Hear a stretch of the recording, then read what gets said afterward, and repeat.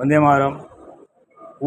ஊடுருவல்காரர்களை பாதுகாக்கவே ராகுல் காந்தி யாத்திரை மேற்கொள்வது வாக்குத்திட்டு தடுக்க அல்ல, ஊடுருவல்காரர்களை பாதுகாப்பதற்குத்தான்.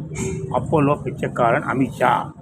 இந்த மார்கரெட் ஆல்வாவை விசாரிக்க சொல்லி ஒரு பெட்டிஷன் போட்டேன். ராஜீவ்காந்தி கொலை வழக்கில் மிகப்பெரிய போய் சொல்லியிருக்கா. மே மாதம் 20ஆம் தேதி தான் தலைவர் தன் கைப்படி எழுதின டூர் ப்ரோக்ராம் என்கிட்ட கொடுத்தாரு அப்படின்னு சொல்லி கரேஜ் அண்ட் கமிட்மெண்ட்டுங்கிற புக்கில் எழுதியிருக்கா.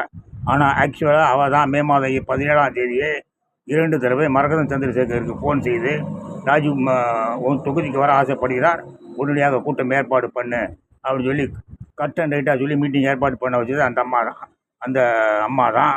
அவளை விசாரிடானா நீ கேஸையே க்ளோஸ் பண்ணிட்டேன். இப்போ சின்ன பையன்கிட்ட போய் ஊடுருவல்காரர்களை பாதுகாப்பதற்கு தான் ஒன்று வேண்டாம்.